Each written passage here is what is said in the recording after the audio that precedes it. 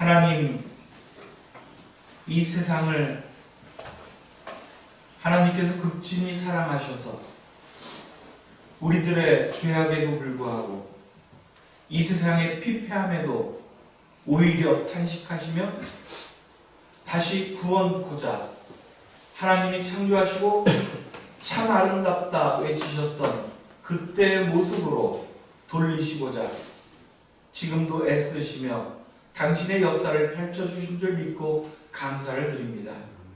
그 일을 위하여 우리에게 구원자 예수 그리스도를 보내셨으니 주님께서 걸으셨던 그 길을 우리가 잊지 않고 이 시간 감사와 결단으로 따라갈 수 있도록 도와 주옵소서.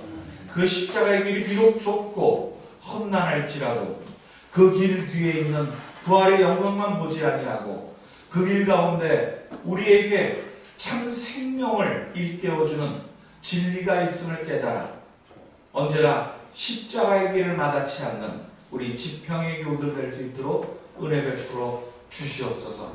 주여, 고백하옵니다.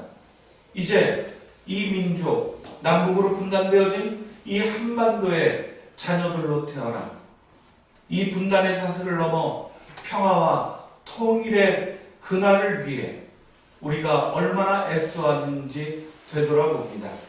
주님, 우리들의 하루하루의 삶이 강팍하다는 이유로 주님, 우리 눈앞에 펼쳐져 있는 세상에 해결해야 할 여러 문제들을 핑계로 주께서 우리에게 명하시는 그 평화와 통일의 길에서 우리는 떨어져 있었습니다. 그 길을 애써 외면하며 다른 더 바쁜 일을 우리들의 삶의 주장으로 내세웠습니다. 주님, 하지만 우리는 알고 있습니다. 이 분단으로 인해서 우리 민족이 수십 년간 그렇게 고난을 받아오며 또한 약자가 더욱 약할 수밖에 없는 고통받는 이들이 그 사슬에서 풀어날 수 없는 악순환의 고리로 이 분단이 작용하고 있음을 우리는 알고 있습니다. 그러면서도 우리의 온 삶을 이 분단을 넘어서는 평화로 나아가지 못했음을 주여 용서해 주시옵소서. 이제 그 분단을 넘어 평화의 길로 새로운 세상으로 나아가고자 남북의 두 정상이 함께 손을 맞잡고 선언한 지 1주년이 되었습니다. 하지만 더디기만 한 이 평화의 발걸음에 주님, 우리들은 때론 속상하고 우리는 때론 조급하고 때론 분노하며 이 시간들을 보내왔습니다. 주여, 먼저 은혜를 베푸시어서 평화를 이루고자 하는 모든 우리 아들, 딸들에게 평화의 마음을 허락해 주옵소서. 우리 안에 먼저 평화가 가득 차서 우리에게 흘러넘치는 그 평화로 이 강산을 적실 수 있도록, 그래서 우리가 맞잡은 손들을 통해서 분단을 넘는 통일의 기운이 전해져 갈 수 있도록 주여 우리를 축복해 주옵소서. 분단의 민족의 이 평화의 외침이 세상 곳곳으로 흘러나갈 때 그 모든 평화가 이 세상에도 온전히 누려지는 하나님 나라의 잔치가 될 수 있도록 은혜를 베풀어 주시옵소서. 어제 전국 각처에서 수십만 명의 사람들이, 아니 자기가 살고 있는 그 자리에서 평화를 염원하며 통일을 향해 외치는 그 모든 우리 민족의 목소리가 있었습니다. 주님, 비록 세상은 외면하고 세상은 알아주지 않아도 그 외치는 소리들을 하늘을 울리고 하나님께서 감동하셔서, 그래서 우리들의 맞잡은 손, 우리들의 외침에 응답하시고 그 평화의 나라로 우리를 인도해 줄 줄 믿습니다. 그 문을 열어주시고 그 모든 함께 맞잡은 그 모든 사람들의 앞날도 주님께서 살펴주시고 축복하여 주시옵소서.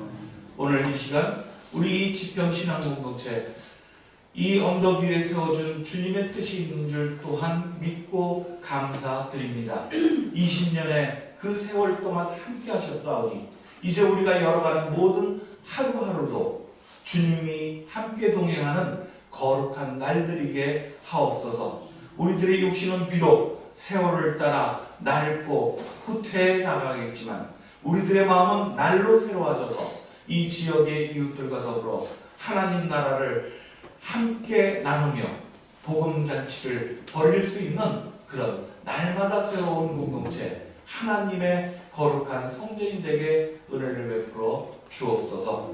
오늘 이 예배를 드리는 우리들의 마음이 하나님께 한 가지로 모일 수 있기를 간절히 바라오며, 우리 민족에게 평화와 통일의 부활의 산소망을 주시는 우리 주 예수님의 이름으로 기도드리옵나이다. 아멘. 주 예수 보다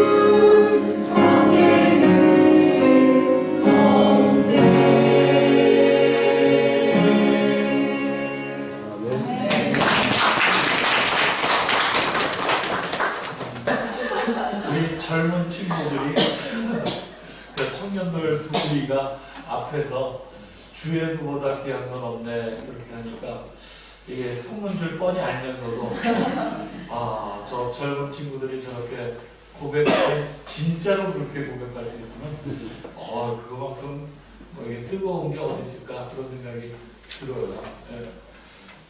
그렇잖아요. 정말 여러분들 주 예수보다도 귀한 거 없다. 광신도 얘기하려고 그런 거 아닙니다. 예수 믿어야 천당 갑니다 라고 하는 막 그렇게 막무가내 보채는 그런 믿음 얘기하는 거 아니에요.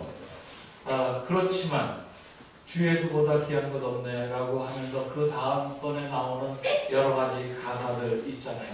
세상의 화려함들, 우리가 움켜잡을 수 있는 물질들, 내가 휘두를 수 있는 권력들, 또는 소박하다 핑계대긴 하지만 나와 내 가족 이기적인 그런 행복들, 그런 것들보다 더 귀하다라고 주 예수를 고백한다는 건 정말 어려운 일이죠. 뭐 목사가 아니라 목사 할애비가 와도 사실은 그렇게 고백하기 거의 불가능하지 않을까 그런 생각이 듭니다. 그런데 그렇게 고백했던 분들이 역사에 연연히 이어왔던 분들이 계세요. 소수지만 사실은 그분들 몇몇 안 되는 주 예수밖에 없네 라고 그 십자가의 길을 죽음을 알면서도 걸으셨던 그런 믿음의 선배들, 선조들이 있었기 때문에 우리는 지금 부족하지만 주 예수밖에 귀한 것이 없다라고 고백하는 게 뭘까를 진지하게 오늘 이 촛불을 보면서 우리가 돌아볼 수 있는 시간이지 않을까 싶습니다. 그리고 감히 바라기는 진짜 우리 오늘 솔로를 했었던 우리 젊은이들이 특히 이 뜨거운 고백을 앞으로 살면서 더욱 깊게 가져갔으면 좋겠다 그런 마음을 갖습니다. 오늘 우리는 본문을 통해서 그러지 못한 우리 세상에 이런 여러 어려움들을 탄식하는 그런 목소리들을 먼저 만나게 됩니다. 원래는 세 종류의 그런 탄식의 목소리인데 8장 18절부터 25절까지는 두 탄식의 목소리가 나오고 25절 뒤에는 사실은 또 하나의 탄식의 목소리가 나오는데 뭐냐면 먼저 첫 번째 탄식의 소리 피조물들의 탄식입니다. 두 번째 하나님의 아들, 딸들의 탄식의 소리입니다. 그리고 25절 뒤에 나오는 26절부터는 성령의 탄식 이렇게 나오는데 오늘 뒤에 나오는 성령의 탄식까지는 제가 본문으로 잡지 않고 피조물의 탄식과 하나님의 아들, 딸들의 탄식과 그리고 우리 이 본문을 다시 읽으면서 함께 탄식한 우리들의 이야기들 이것을 같이 나눠보자 하는 겁니다. 우리가 사는 세상에 피조물의 탄식이 가득하다 이 얘기는 모르는 건 아니죠. 여기에서 피조물이라고 하는 것은 하나님이 창조하신 모든 세계를 이야기합니다. 간단하게 얘기해서 생명 있는 것들이라고 얘기할 때 그 생명 규정도 이게 다르더라고요. 저는 얼마 전에 장혜익 선생님 온 생명을 주장하시는 장혜익 선생님 강연을 한번 들었더니 제가 그 전에 갖고 있었던 생명이 있다는 것은 숨을 쉬는 거다. 또는 하여튼 식물들까지 넓게 생각해서 씨앗을 심으면 그것이 자라고 변화가 있고 꽃을 피우는 이런 것들, 이런 것까지 생명이 있다. 동식물들. 그런데 바위나 뭐 이런 것들이 생명이 있는 걸까? 이렇게 생각을 했어요. 그러니까 바위 같은 게 혹시 여러분들 돌덩어리 생명이 있는 건가요? 없는 거로 우리 보통 알잖아요. 네. 일부러 그분께서 제가 얘기하기 편하도록 해주시는 거거든요. 근데 그렇게 얘기 안 하시더라고요. 장혜익 선생의 온 생명이라고 하는 주장을 하는 데 가운데 있어서 숨 쉬거나 뭐 우리 인간으로 따지면 뇌가 정지하면 그거는 이미 죽은 거나 다름없다. 뭐 이렇게 의학적으로 판단하기도 하고 그런데 여러 가지 우리 자의적으로 판단하는 생명이 있음이 아니라 하나님께서 천지를 창조하셨을 때는 모든 천지 창조에 되어져 있는 모든 것들, 돌덩어리 하나, 모래가루 하나 이런 것까지 다 생명 있습니다. 그렇게 해야만 우리가 죽어서 땅에 묻히고 하나의 흙이 되어지고 이런 것들이 또 유기물이 되어서 또 다른 생명의 텃밭이 되어지고 그 속에서 다시 생명의 씨앗들이 꽃을 피우는 이런 유기적인 순환들, 이런 것이 바로 온 생명이다 라고 말씀하시면서 우리 인간이 규정한 생명은 전혀 다르다 이렇게 하시더라고요. 아 그렇구나. 이제부터 우리가 피조물이라고 얘기할 때 우리들의 생명이 아닌 하나님께서 창조하신 모든 것들은 하나님의 형상대로 하나님의 숨결이 불어넣어져서 그것은 생명 있음이라고 이야기해야 한다. 이런 것을 우리 볼 수 있다는 거예요. 그 얘기입니다. 그렇게 놓고 보면 피조물이 탄식하는 세상, 그거는 우리의 죄가 안 그래도 깊은데 훨씬 더 깊어졌어요. 이제 그 전에 생명만 안 죽으면 불가에서 얘기하는 것처럼 그분들이 얘기하신 것처럼 날아가는 뭐 이런 그 어떤 벌레들이라든가 기어가는 벌레 뭐 이런 것들 밟지 않고 죽이지 말아야지 미생물들 이렇게 얘기했는데 그것이 아니라 훨씬 더 넓어지는 거예요. 그저 아무 말 하지 못하는 그런 돌덩어리 하나도 함부로 우리가 취급해서 안 된다까지 가야 되는데 그러지 않죠. 오늘 아침에 부천역까지 잠깐 다녀오는데 어제 제주에서 친구 목사가 인간띠 입기하러 왔었거든요. 그래서 그거 끝나고 나서 오늘 아침에 또 인천의 어느 교회로 설교하느라고 저희 집에서 잤습니다. 정말 자고 아침에 이제 부천역에 좀 데려다 주러 가는데도 또 길을 포장공사 하더라고. 그냥 아침에 그게 이제 복잡하더라고. 그러니까 야 모르는 게 아닙니다. 차가 필요해서 도로를 더 넓게 만들어야 되고 도로를 더 넓게 만드니까 그 위로 차가 더 많이 다니고 그 차가 더 많이 다니니까 쉴 새 없이 다니니 그 도로들이 견뎌내지 못해서 때마다 다시 보수공사를 해줘야 되고 이런 악순환들이 1년 내내 12개월 계속해서 공사 중인 도로들을 우리가 쉽게 만납니다. 도시는 그렇죠. 도시만 그렇습니까? 아닙니다. 시골 농촌이라고 하는 것들도 이제는 뭐 미세먼지가 닿지 않는 곳이 없습니다. 오존층의 파괴로 모든 동식물들뿐만 아니라 생명 있는 모든 것들이 다 피부병을 앓거나 여러 가지 각종 질병과 모든 아픔들을 겪고 있습니다. 알 수 없는 의학적으로 현대과학으로 도무지 파헤칠 수 없는 그런 자연재해들이 우리들의 삶을 순간순간 옥죄고 있습니다. 모르는 거 아니죠. 처음에 알고 그리고 언론들이 같이 떠들어서 막 겁박할 때쯤에는 우리도 그거에 대한 대비를 하는 척해요. 그래서 미세먼지가 많을 때 아침에 학교 가는 아이들에게 출근하는 사람들에게 누구나가 다 마스크 하나씩 챙겨주고 막 이랬는데 조금 지나다 보면 1년 버티니까 그래 이까짓 것쯤은 이제 내가 면역이 다 됐을 거야 이런 생각이죠. 그러니까 마스크 쓰는 사람 없습니다. 요새는 다. 웬만하면 다 버티고 적응하면서 또 살아가도록 돼 있어요. 그러면서 스스로 자기합니다. 역시 우리들의 능력은 대단해.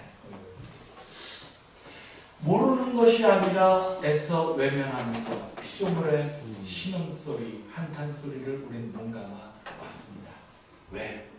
그게 우리들의 편리를 위해서 어쩔 수 없는 선택이라 그렇게 여겨왔기 때문이죠. 이제 그 피조물의 탄식들은 우리 사람의 응답을 듣지 못하고 처절한 외침이 되어서 하늘을 울리고 있습니다. 그래서 하늘에서는 하나님은 당신의 아들, 딸들을 향한 당신의 탄식을 내어놓고 있다라고 하는 게 오늘 본문의 말씀입니다. 온 피조물들은 하나님의 아들, 딸들이 나타나기를 고대하고 있습니다 라고 얘기하고 있는데 어느 조사에 의하니까 하루에도 100가지 종류의 동식물이 멸종된다고 합니다. 6천만 평의 숲이 사막으로 변합니다. 8,600만 톤의 비옥한 땅이 그저 잠식하고, 그리고 한반도 크기만한 그런 땅들이 지금 몽골이나 중국이나 말투에서 사막화로 그렇게 진행되어지고 있는 거예요. 1억 톤의 온실가스가 전 세계에서 배출되어진 이 세상을 살고 있습니다. 그런데도 우리는 아득바득 거기서 버텨내기 위해서 우리가 갖고 있는 이 도시 문명을 꽉 움켜잡고 버려두지 못하고 있는 거죠. 그러니 하나님의 아들, 딸들이 나타나기를 고대하는 이 피조세계뿐만 아니라 창조하신 하나님도 얼마나 간절한 마음으로 당신의 아들, 딸들이 창조세계를 회복시켜 주기를 얼마나 간절히 원하고 계시나 하는 거죠. 우리들의 믿음으로는 하나님은 갑자기 나타나셔서 기적을 일으키셔서 온 세상을 변화시키는 그런 분이 아님을 우리는 고백합니다. 하나님은 우리들을 통해서, 즉 예수 그리스도를 통해 이 세상을 구원하시고자 그를 십자가에 매달고 다시 부활시켜 산수망으로 세워주신 것처럼 오늘은 이 시대를 살아가는 우리들을 또 하나의 예수로 십자가에 달리게 하고 다시 부활해서 하나님의 창조세계가 회복되도록 그렇게 원하신다라고 하는 겁니다. 이 목소리를 우리가 들어야 되지 않겠습니까? 무엇보다 하나님의 창조세계를 가장 파괴하는 주된 원인이 우리에게 있음을 우린 항상 고백합니다. 우리 인간의 탐욕이 모든 무생명들 하나님의 천지창조를 망치는 주범임을 우리가 고백하기 때문입니다.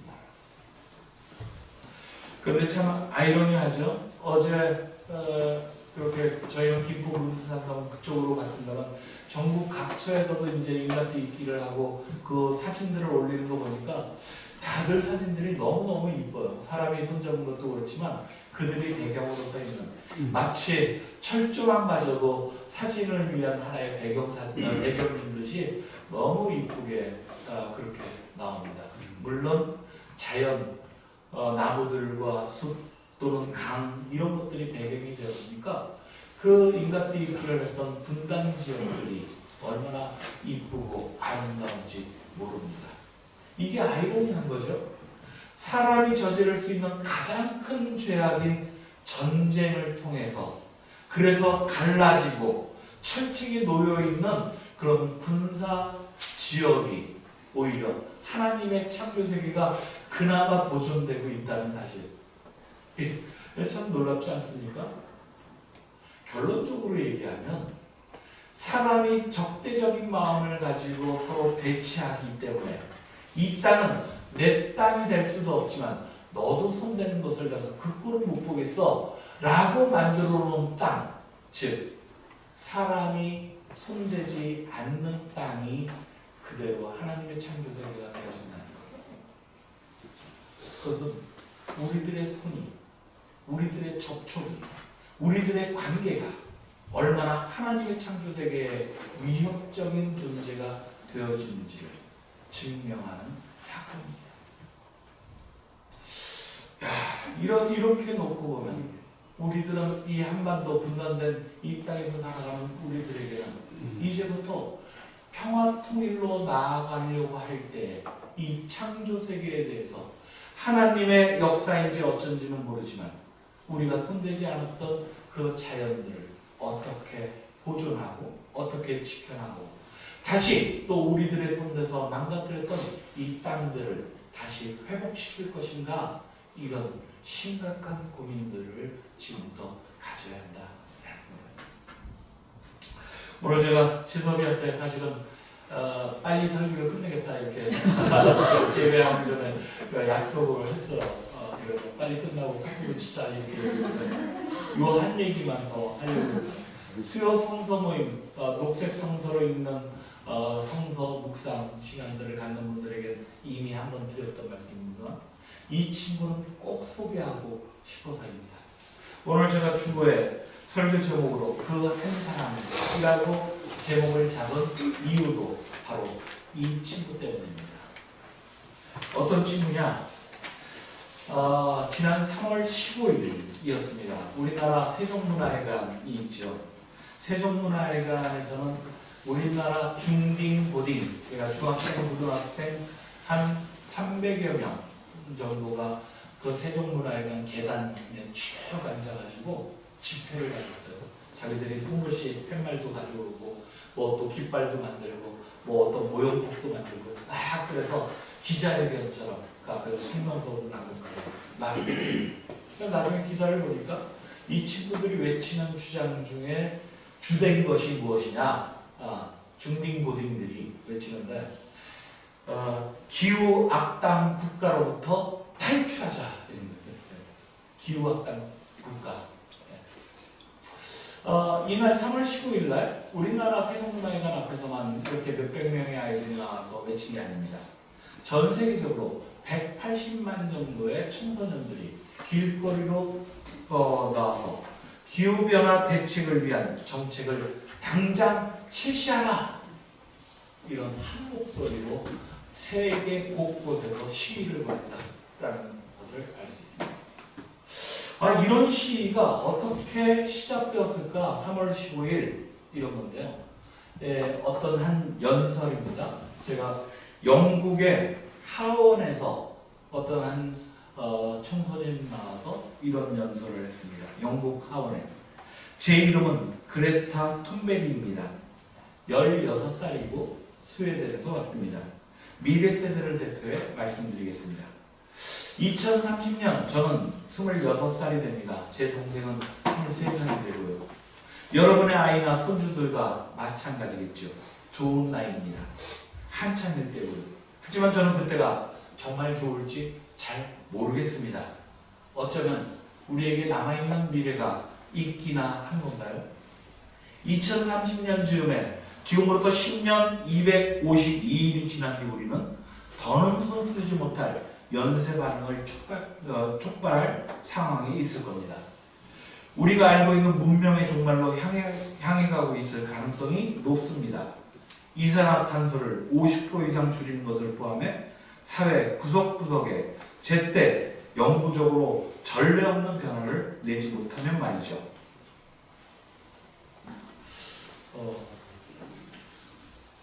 16살 그레타 툰베리, 스웨덴의 한 소녀예요. 야스퍼스 증후군을 앓고 있는 소녀로 그렇게 알려져 있습니다. 기후변화 대책을 막기 위해서 그렇게 영국 하원에 초대되어서 읽어 내려갔던 연설입니다. 이 이후에 이 소녀는 기후변화 대책과 관련한 세계 곳곳의 청소년들에게 아주 아이돌처럼 슈퍼스타가 되어 아주 유명해졌습니다. 올해 노벨 평화상 후보에 올랐어요. 그리고 유럽의 각 신문들에선 이 그레타 툰베리가 올해 노벨 평화상을 받을 것이다 라고 예측하는 기사들이 계속 나오고 있습니다. 그렇게 되어지면 여태껏 노벨 평화상의 가장 최연소로 받게 되는 그런 소녀예요. 여러분들 이름 들어보셨나요? 우리나라에서 이런 기사조차 없어요. 이렇게 전 세계적으로 점점 유명해지고 막 이러고 있는데 이런 소녀에 대한 기사조차, 이름조차 알 수가 없습니다. 이 그레타 툰베리가 이름을 알리기 시작한 것은 사실은 16살보다 하나 더 빠른 15살, 작년 여름 8월 정도부터입니다. 등교 거부 운동을 했어요, 학교. 등교 거부 운동을 했는데 그 이름이 기후를 위한 등교 거부입니다. 학교를 가지 않았어요. 그리고 스웨덴 스톡홀름의 의사당이 있는 그 앞에 가서 날마다 혼자서 개인 피켓을 들고 시위를 벌인 거예요. 기후변화를 막기 위해서, 대책을 세우기 위해서 정치하는 분들 제발 정책을 세우고 당장 실시해 주세요. 이러고서 1인 피켓 시위를 시작했다는 거예요. 그러고 나서부터 처음에는 혼자 시작했는데 시간이 가면 갈수록 친구들이, 선생님들이 또는 다른 사람들이, 일반 시민들이 같이 동조해서 이 운동이 시작되었어요. 어떻게 촉발됐느냐? 우리 여러분들 가운데도 중고등학교 선생님들 계신데 이 아이가 놀랍게도 8살 때 초등학교 나이죠. 우리는 학교에 가서 담임 선생님으로부터 우리가 살고 있는 지구가 아파요 이런 식의 교육을 받았대요. 왜 아플까 하면서 이제 우리가 내뿜는 매연이라든지 뭐 우리가 많이 쓰는 일회용품이라든지 이런 쓰레기를 버리는 문제, 이런 것들 때문에 지구가 아프고 우리가 사는 것도 점점 힘들어진다, 이런 얘기를 이제 선생님이 교육하신 거예요. 아주 좋은 선생님이죠. 톰베리가 8살짜리가 당차게 선생님한테 묻습니다. 선생님, 그렇게 매연이 많이 나오고 쓰레기가 많이 나오고 일회용품을 사용하고 그러는데 왜 그 회사는 일회용품을 왜 만드나요? 왜 매연을 자꾸 쏟아내는 자동차를 자꾸 만드는 공장들은 왜 못 멈추게 하나요? 이런 질문이 있어요. 선생님이 대답을 못했답니다. 이 8살짜리 아이가 그때부터 그래서 환경과 관련되어진 책자들을 만화책부터 시작해서 막 이것저것 읽어나가기 시작했는데, 심각한 건 이 아이가 너무 좀 제가 볼 때 심한데, 책을 읽으면 읽을수록 우울해진 거예요. 더욱 환경 문제에 대해서 책을 읽으면 읽을수록 내가 사는 세상이, 자기가 살아갈 인생이 절망적이라고 이 꼬마가, 그래서 얘가 우울증에 걸립니다. 그래서 부모가 같이 고민하기 시작했고요. 부모가 채식주의자로 바뀌어집니다. 우리가 한번 해보자. 희망을 갖고 해보자. 우리부터 시작하면 그래도 뭔가 너무 절망적으로 우울하지만 말고 할 수 있잖아. 부모가 채식주의자로 바뀌었습니다. 그리고서 이 아이가 점점 이 이름 피켓이 일어나는 것들이 세상에 알려지면서 그러면서 되었었다는 겁니다. 지금은 톰베리가 매일같이 등교를 거부하지는 않습니다. 하지만 미래를 위한 금요일이라고 해서 금요일은 학교를 가지 않아요. 왜? 학교 선생님이나 주변의 어른들이 처음엔 톰베리를 말리려고 뭐라고 그랬냐면, 네가 지금 꼬마가 어릴 때 할 수 있는 게 별로 없어. 지금 네가 해야 되는 건 오히려 열심히 공부하는 거야. 그래서 나중에 기후 변화를 이걸 막기 위한 그런 과학자가 되면 되잖아. 아니면 네가 정치인이 됐을 때 좋은 정책을 가지고서 환경을 지켜줘. 이런 얘기들을 한 거예요. 그랬더니 이 아이가 하는 얘기가, 지금은 기후 변화를 아는 그런 과학자가 없어서 지금 우리가 못 막는 건가요? 아니면 그거를 정책을 만들 수 있는 정치인이 없어서 못 막는 건가요? 그러지 않잖아요. 그 이유는 지금 당장 시작하는 그런 실천하는 사람이 없기 때문이잖아요. 제 미래는 신경 꺼주세요. 저는 지금 당장 제가 할 수 있는 일을 할 겁니다. 이 정도 되면 막 정말 여기서 박수 쳐주고 싶지 않아요? 네. 스웨덴에 그 아이가 들을 수 있을 정도로 그렇게 시작이 되었습니다. 지난 1월 스위스 다보스 포럼에서 톰베리는 또 초대를 받아서 그 다보스 포럼에 모여있는 수많은 사람들에게 마지막 이런 연설을 합니다. 이걸 그래서 누구는 뼈 때리는 연설 이렇게 얘기하는데, 이것만 읽어드리고 제가 마치려고 합니다. 일각에선 우리 모두가 기후위기를 만들었다고 말하지만 그건 진실이 아닙니다. 몇몇 사람, 몇몇 기업, 몇몇 의사결정자들은 막대한 돈을 벌기 위해 값을 매길 수 없을 정도로 소중한 것들을 희생하고 있다는 것, 이것을 우리 분명히 알고 있습니다. 그리고 지금 이곳에 모여있는 많은 사람들이 그 이해관계에 얽혀있다고 확신합니다. 박수가 나오기 전에 순식간에 우리가 어쩔처럼 얼어붙고 정말이 좀 흘렀다고 그러는데 정말 당차죠. 이런 아이들로부터 시작되었습니다. 저는 이 그레타 툰베리의 이야기를 들으면서 오늘 성서 본문에서 얘기하는 하나님의 아들, 딸들이 바로 이런 아이구나 라고 바로 이 성경 구절을 떠올렸습니다.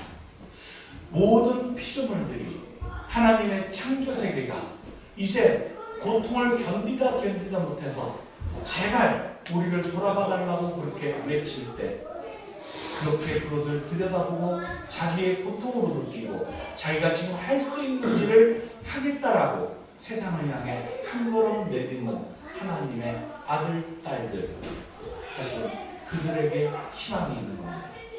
어제 우리는 분명히 봤습니다. 사실 수십만 명의 사람들이 거기 가가지고 2시 27분에 고장 뭐 했는지 아세요? 쭉 늘어섰는데 소리도 잘 들리지 않죠. 진행도 잘 안 되죠. 그러니까 고작한 게 평화통일 만세 손 한번 외치고 어색하게 우리의 소망 통일 노래 한번 부르고 그리고 그냥 가는 거예요. 거기 몰려들었던 사람들은 그 수많은 사람들이 이게 뭐야 이랬을 수 있습니다. 아니 그 사람들은 그 정도에 끝나는데 이걸 위해서 수고했던 사람들은 사실은 몇 개월을 얼마나 고생하면서 준비했는지 몰라요. 근데 막상 하고 나니까 고작 이거 하려고 5분 10분 손 한번 흔들고 다시 터덜터덜 돌아가는데 허망하잖아요. 그렇지 않습니다. 오늘 본문은 얘기합니다. 희망은 눈에 보이지 않습니다. 희망은 우리 손에 잡히지 않습니다. 하지만 우리는 알고 있잖아요. 그 일을 위해 땀을 흘렸던 수많은 사람들의 헌신과 그 마음이 사실은 그 짤막하게 이어지는 그 몇 분보다 훨씬 뒤덮는 진실로 그 시간을 기록할 겁니다. 그렇게 평화는 이루어지는 거예요. 천지창조는 그렇게 회복되어질 겁니다. 주교교회 여러분, 그레타 툰베리가 그렇게 시작했던 것처럼 우리 치평교회에 오늘 이 시간부터 한 걸음 더 나아갈 수 있는 우리가 되어지길 바라면서 말씀을 나누었습니다. 함께 말씀 기억하시면서 나누었습니다. Some people say that we are not doing enough to fight climate change, but that is not true. Because to not do enough, you have to do something. And the truth is, we are basically not doing anything. And yes, some people are doing more than they can, but they are too few and too far from power to make a difference today. Some people say that the climate crisis is something that we all have created, but that is just another convenient lie. Because if everyone is guilty, then no one is to blame. And someone is to blame. Some people, some companies and some decision makers in particular has known exactly what priceless values they are sacrificing to continue making unimaginable amounts of money. I want to challenge those companies and those decision makers into real and bold climate action, to set their economic goals aside and to safeguard the future living conditions for humankind. I don't believe for 1 second that you will rise to that challenge, but I want to ask you all the same. I ask you to prove me wrong, for the sake of your children, for the sake of your grandchildren, for the sake of life and this beautiful living planet. I ask you to stand on the right side of history. I ask you to pledge to do everything in your power to push your own business or government in line with the 1.5-degree world. Will you pledge to do that? Will you pledge to join me and the people all around the world in doing whatever it takes?